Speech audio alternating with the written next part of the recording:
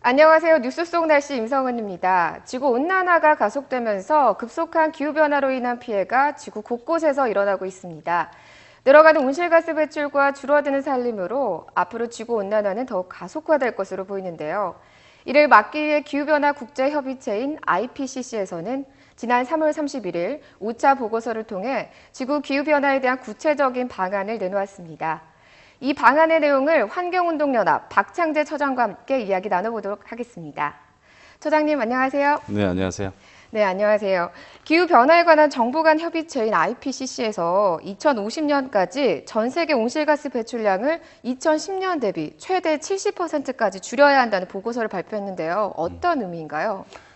이제 교토 의정서로 많이 알려진 1997년에 전 세계 각국이 이 기후 변화 방지를 위해서 노력하자 해서 이제 의정서로 이제 발효가 됐고, 그것은 사실 이제 선진국 중심의 그 38개국 의무 감축 국가를 이제 정해서 2012년 97년부터 2012년까지 90년 대비 5.2%를 이 38개 나라들이 많이 배출해왔던 나라이기 때문에 의무 감축을 해야 된다라고 정해놓은 건데, 이게 이제 발효가 끝나고요.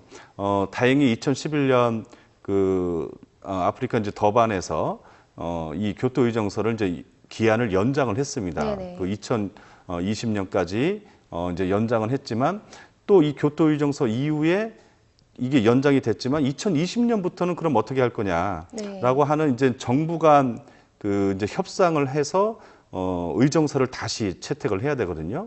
이런 또 여러 이해관계가 있고 복잡한 문제이기 때문에 지금부터 그것을 위한 어떤 협상의 근거 자료, 기초 자료로서 지금 IPCC에서 이번에 5차 보고서를 낸 거에 큰 의미가 있고요.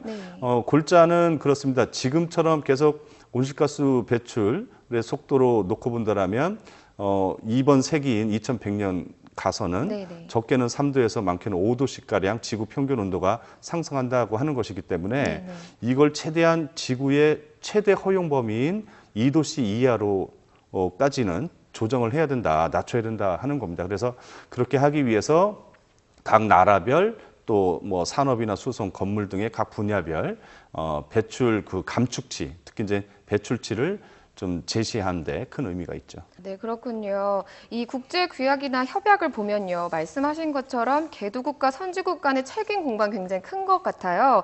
그런데 이 온실가스 감축 문제도 마찬가지일 텐데요. 우리나라가 7위 정도 된다고 하셨는데 조금 더 자세히 우리나라의 그 현 실체, 그러니까 문제점에 대해서 좀 말씀해 주시겠어요? 예, 우리나라는 이제 우리나라와 이제 같은 경우가 이제 중국 같은 경우도 세계 배출 1위인데 그렇죠. 빠진 것이 이제 개도국으로 분류돼 있어서 빠져 있고요. 그다음에 한 3위에서 4위 왔다 갔다 하는 이제 인도 같은 경우도 그 상당히 이제 그 책임을 가지고 사실은 의무 감축을 해야 마땅한데 또 개도국이라고 해서 이제 빠져 있는 거거든요. 우리나라도 이제 개도국으로 분류가 돼서 의무 감축 대상에서 빠져 있었어요. 대신 뒤늦게 이제 저탄소 정책을 이제 구현하면서 자율적인 감축 목표를 가지고 이제 실행을 해왔죠. 예를 들면 2010년 대비나 뭐 1990년 대비 교토 의정서가 90년 대비 5.2% 의무 감축이라고 하면 거기에는 못 미치지만 그 앞으로 배출 전망치라고 하는 BAU라고 하는데요. 2020년에 얼마만큼 배출이 될 건지 전망치를 나름대로 정하고 그 전망치보다는 30%를 감축하겠다라는 이런 자율 감축 행동을 해왔었어요.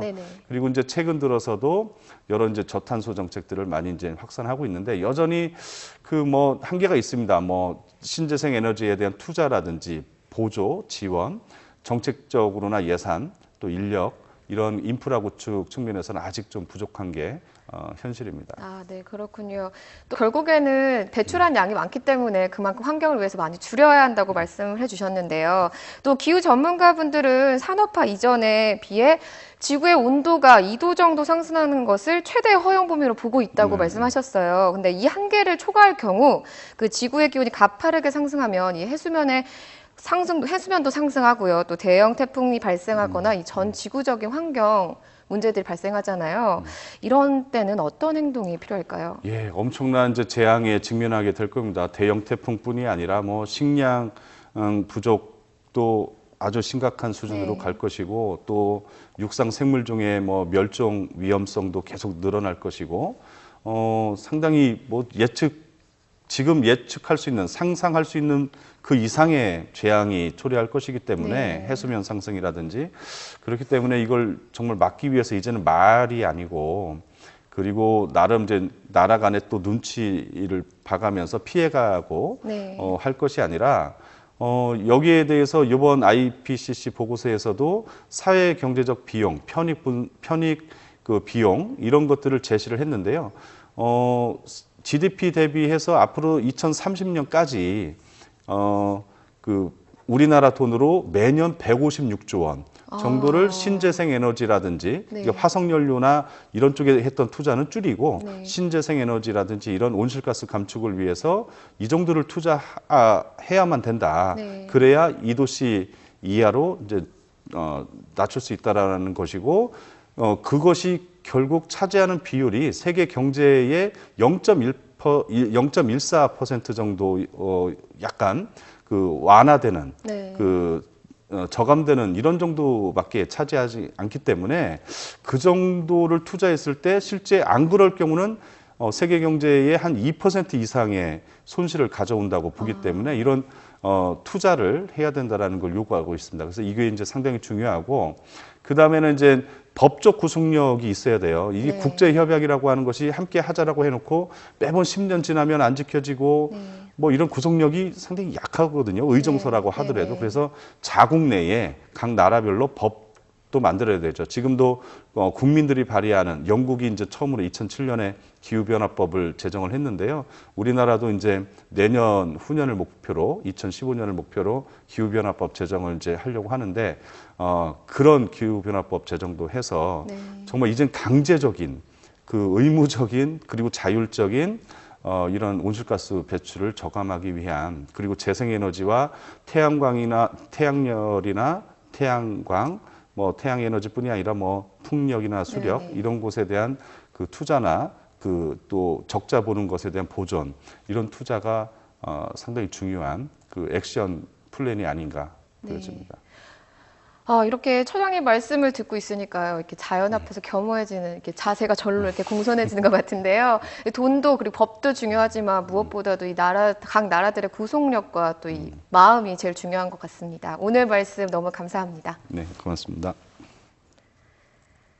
지구온난화 등 급속한 기후변화를 막기 위해서는 무엇보다 개개인의 작은 실천이 가장 중요하겠죠. 우리가 지금 배출해내는 오염물질이 훗날 우리 후손들에게 독이 되어 다가온다는 사실 명심하시고요. 환경 보호를 위해 작은 노력 먼저 기울여야겠습니다. 뉴스 속 날씨 오늘 준비한 내용 여기까지입니다. 시청해주신 여러분 고맙습니다.